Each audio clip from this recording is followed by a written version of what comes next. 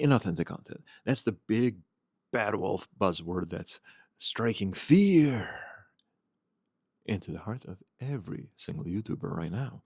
But what in the hell does that even mean? What the hell did I just step on? Ew.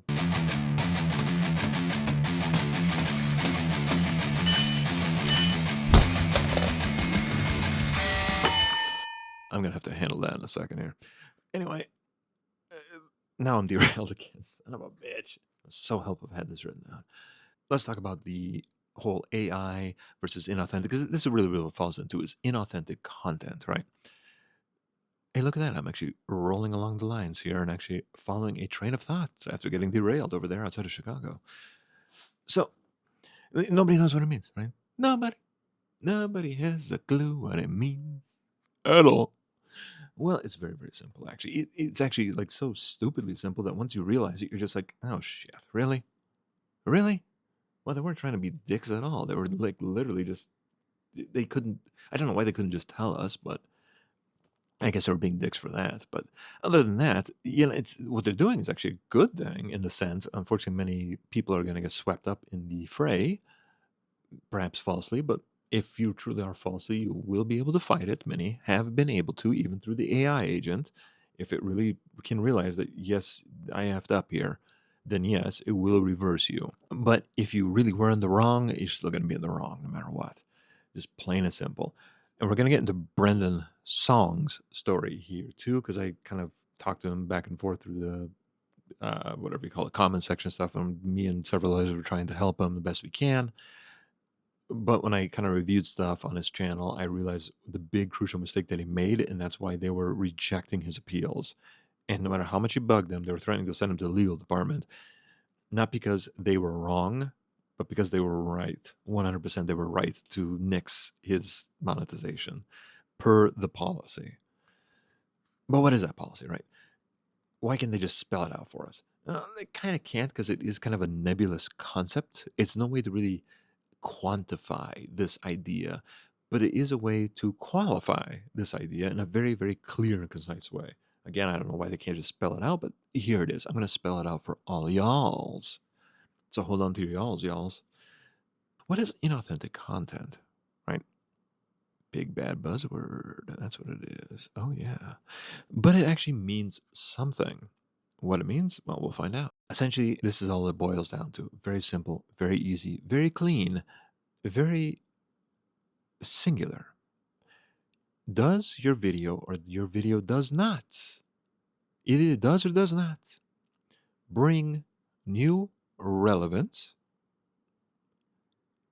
perspective, or information to your chosen topic of discussion? That is relevance, perspective, or information to your chosen topic of discussion. The visuals don't mean a damn thing. The music don't mean a damn thing. The voice you use don't mean a damn thing. There's a caveat there, but we'll get into that shortly here with the whole AI thing. I, dun, dun, dun, dun, dun, dun. Hey, look at that. Crazy train, and I'm derailing myself all the time. Perfect combination. Anyway, let's dive a little bit more into this whole inauthentic thing. So we identify that, right? That's all it means. Does your video, yes or no? It's binary. It's very binary. Again, how could they make it binary when they can't quantify it? But they can qualify it, I guess. So we'll give them that. But it's binary, right? It's either yes or no. Does it bring either new perspective, relevance, or information, or any combination thereof? Yes or no. If it's too similar to what 10 million other channels are doing, or you were the first one and then 10 million other people can just copy you outright, just make carbon copies of you, well, you're going to get dinged with inauthentic content at some point. You just are. Because it is inauthentic. Even if it was authentic at first, well, it's no longer now. That's unfortunately the part of the game here. Inauthentic content simply means that this video, this idea, this presentation delivers absolutely nothing new or different to the audience in terms of relevance to the topic, perspective on the topic, or information, or any combination thereof. This video is inauthentic. It is a copy or it's copyable. Too much. And we don't want that kind of spam on the platform any longer. Trust us, we listen to the people when we speak, which is YouTube talking here. And they do actually. Yeah, they're a giant conglomerate, and it's going to take time for a big cruise ship like this to direct course and correct itself. We have to give them at least that benefit of the doubt. But yeah, you kind of can't blame them. I mean, they are trying to some extent. And honestly, it seems like the more and more I'm paying attention to what's coming out, the more and more I realize, you know what, they actually are. They actually do seem to be genuinely trying. It's just they're also trying to push this AI thing, which I don't agree with. I personally hate AI, and it's not that I haven't used AI. I've tried AI, I've given it a fair shake. I just despise AI because it is so error prone and just frankly worthless in its contributions. I don't see any validity in using it. I believe it has no place here. It has its uses, but not here. Not here, not now, not ever. It needs to stay with very specific things, mostly unmanned craft and those kind of things, going off into Saturn's Uranus or whatever, but not here on Earth and not here in the YouTube creator space. It just, no. It F's up too much. It poisons itself too easily. It's just too stupid.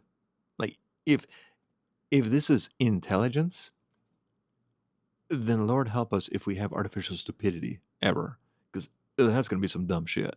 I can tell you right now. But really, that's all this inauthentic content really means. And YouTube is trying. Like, they want to clean this up. They want to move this to something a little more serious. They want to make it in such a way where it's profitable. We can still attract good talent to stay and be a part of this and continue to contribute. But they don't want the spammers. They don't want the splashers. They don't want the quick buckers. They want those quick buckers to go buck themselves, not get a buck from YouTube, because YouTube don't give a buck. Let's just be frankly honest here. That's all this means, man. That's it, bro. That's it, man. It's simple, man. It's all just one unified thing, man. Of 3 parts, but it's one unified thing. That's it. Now, some people are going to say, well, Brendan's song.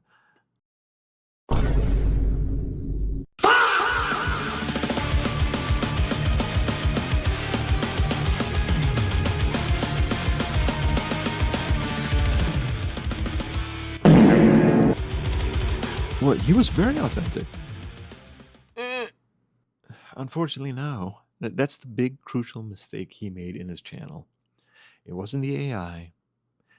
It wasn't anything that he functionally did. It wasn't even so much the what, it was the how he did it. And what I mean by this is this. This is this. Anyway, there's plenty of fully AI channels that bring actually interesting and unique perspectives, information, or relevance to topics, whether music or other things. And those are doing just fine. Not just doing fine, they're doing very well. Yet it's all AI, it's all robot talking to you. But the robot's bringing something fresh, something different, something that hasn't been talked about yet, at least not yet, till a bunch of copycats come out and start replicating it. Eventually, it will get dinged. Now, with that being said, it's not the AI, it's how you use the AI. Even though I hate AI, I'll never use it again because I find it totally worthless. And I don't encourage you to either. Grow some balls, grow some skills, teach yourself something. You'll be happier in the long run. But I get it. Some people can't, won't, want, don't wanna, whatever. Or you just need that crux of the tool to get you to that point. Whatever your thing is, you do you, boo-boo. I would rather do it by hand and actually walk away with a whole skill set that I can market myself with at the tail end of this than just know, well, I know how to prompt an AI. Or about the AI F's up. What are you going to do about it? Are you going to just reprompt it or are you going to go in and fix it? Well, I'm the one who can go in there and fix it because I'm fuzzy and I fix things. And I taught myself how. So you see, that's why I just encourage you guys just to learn how to edit. Just learn how to produce. That's a marketable skill.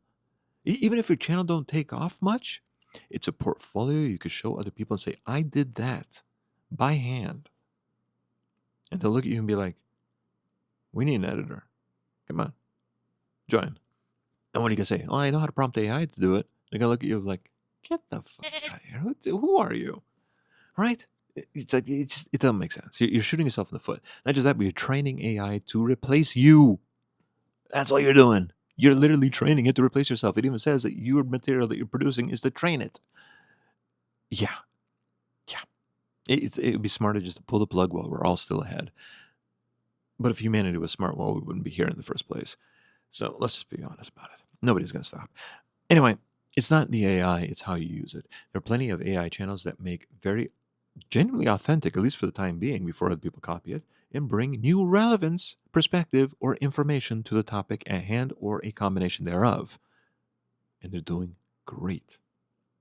They're doing beyond great, excelling, at least for now. Now, the caveat is, of course, if you use visuals and styles that are just too similar, even AI voices that are just too similar to what's going on out there already, that 10 million other people are doing, yeah, you're going to get dinged again for the same reasons.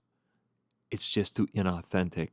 Even if you're bringing on a new perspective and new stuff, but a lot of these people aren't even doing that. You will have a case that you can maybe fight. And I've seen people actually win at this, despite them using the very common voice or very common visuals, but because they were so different in what they were bringing to the table in terms of their relevance, perspective, or information, YouTube actually relented and said, like, okay. Now, maybe later on they still got dinged again because they get flagged for those markers there of too much similarity. But many of these people say, oh, I'm authentic out of all 220 things that I've reviewed. I'm like, bro, you're effing not. I can't tell your channel from like 10 other ones I just saw today. Like, who are you? I can't pick you out of the crowd. So no, most of these people are not actually being authentic at all. At all. Period. Period. Period. Period. Period. And that is unfortunately where Brendan Song got his crucial error. Now, he was creative in how he did it, right? And that bought him some time. His visuals were not that creative. Those are just standard AI visuals. And we've seen this a million times before from everyone else. But he did incorporate himself as a live actor, live narrator into the scene. I need to drink a little coffee here. Maybe I should slow down on coffee because maybe that's why I'm talking a mile a minute and can't keep track of where the hell I was. I'd just rather drink the coffee. Anyway, that's where he made his crucial error, right? His visuals were just standard, right?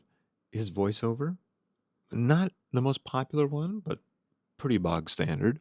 Now, he made it creative by incorporating himself, like I said, as a live actor, live narrator. And that did have some benefit to it. It bought him a little bit of time.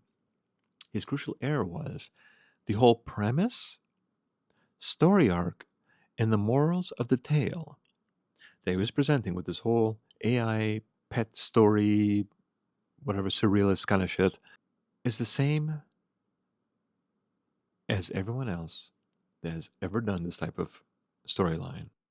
And those videos didn't go away. They're still in the data set. So yeah, it was just too similar. It wasn't fresh. It didn't bring in a new perspective. And I watched several of his videos just to try to help him and see if I can pinpoint something. It wasn't new. It wasn't fresh. It wasn't anything additional. There's no new or different perspective, relevance, or information. In this case, it's morals of the tale or whatever, as anything else that everyone else has already done.